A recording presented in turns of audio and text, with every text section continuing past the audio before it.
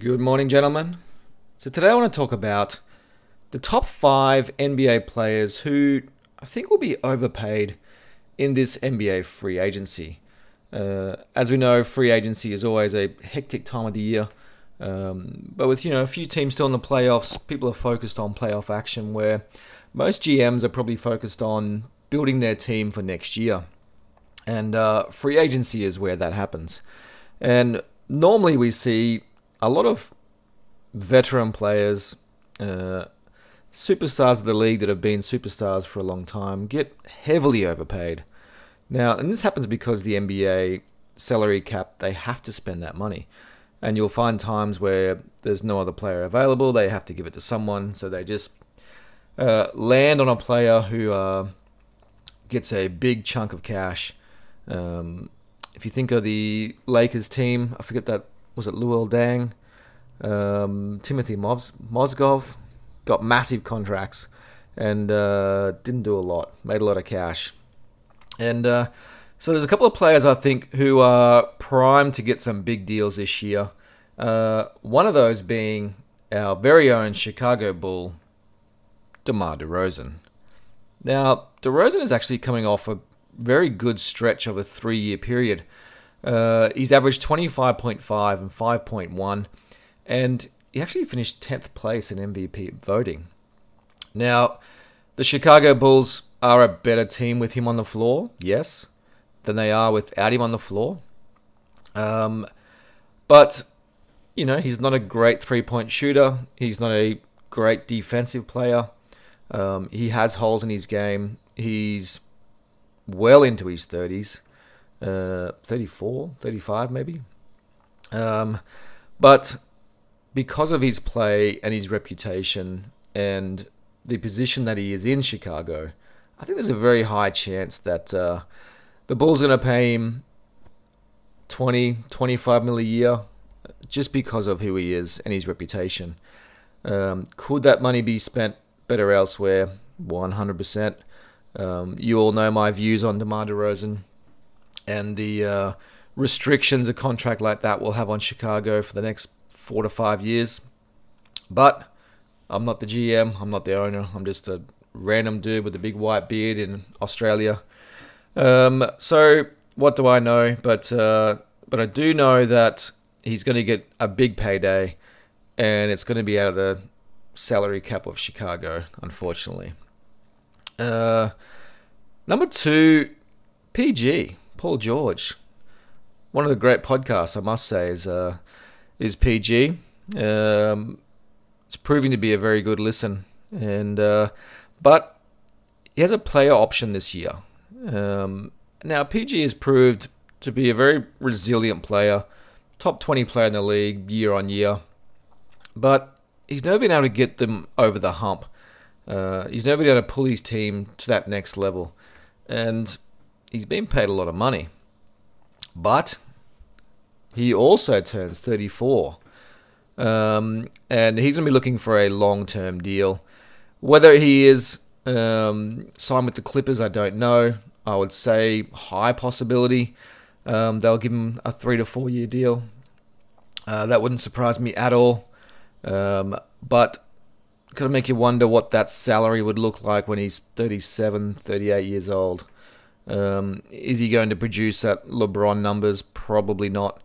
A lot of these players are getting towards the mid to back end of the 30s, and you seem to forget how quickly players decline in their numbers when they get to those ages.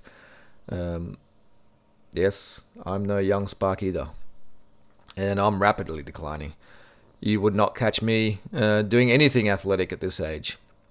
So hats off to these dudes. But in a highly competitive, top-tier NBA, you're seeing Ant Edwards, SGA. These guys are really in their prime in young ages and got a long way to go. Where these guys on the decline, these superstars, ex-superstars almost, are at that stage in their career where they're going to be falling off a little bit.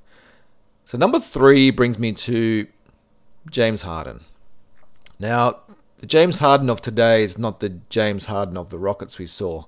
And he's struggled a lot in the postseason. He's no like PG. He's never been able to drag his team to the end result, and he's also going to be 35 this year. So, is he going to be able to maintain high production, high points, high output in his skill set? Maybe, but of course he's going to decline rapidly the next 2 to 3 years. Is he going to stick with Kawhi and PG? Maybe, I don't know. Is a young team willing to pay overs for him? Possibly, but imagine paying a 40-year-old James Harden 35 million a year. Is it going to happen? Probably. Should it happen? Really not. But he's a former MVP, and he can produce outstanding numbers, points, assists, defensive liability, and he's only going to get worse defensively as he gets older. But all of these guys are going to be stacking up for 3 to 4 year deals with big money deals, you would imagine, 100 million plus. Do they deserve it from their play in the league over time? Yes.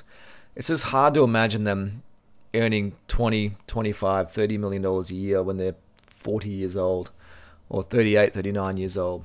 But this is what we're in right now. Number 4, the biggest bank robber of all time, Tobias Harris. Tobias Harris had a disastrous playoff run. Now, he's been in the league for a while. He's been in headlines for a long time for earning the most amount of money with the least amount of awards and least amount of production. But you can't blame him. He's a 6'8", defensive forward, can hit the three, but he's rapidly declining. Now, he's on 39 million. He's on $39 million per season, the second highest paid player in that team. And he disappears in key games. Imagine paying someone $40 million and just fails to show up in key moments you need him. But there's certainly some teams out there, Detroit, who would pay overs. Probably Chicago would pay overs too. And someone's going to pay him $20 million a year. But, you know, the salary cap this next year is going to be $141 million. So he's going to slot in there somewhere. Someone's going to pay him big money. Does he deserve it? No. He's 31, averaging 8.8 points in the postseason and shot 25% from three. Are those stats and numbers that you want to pay someone $20 million plus a year? Absolutely not. But here we are. I think Tobias Harris will get his 20 mil, and he'll go down as the biggest NBA fleecer of all time.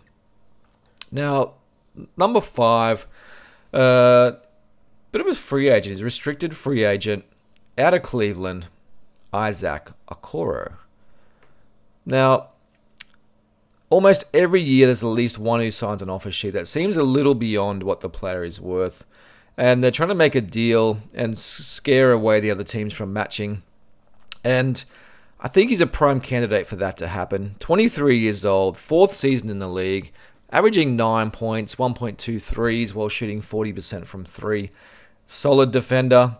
And he's the type of player that will land a big contract with a lower tier team because they're trying to fill their salary cap up, and they don't want to wait for a draft pick and a mid-level draft pick to get them to where they need to be.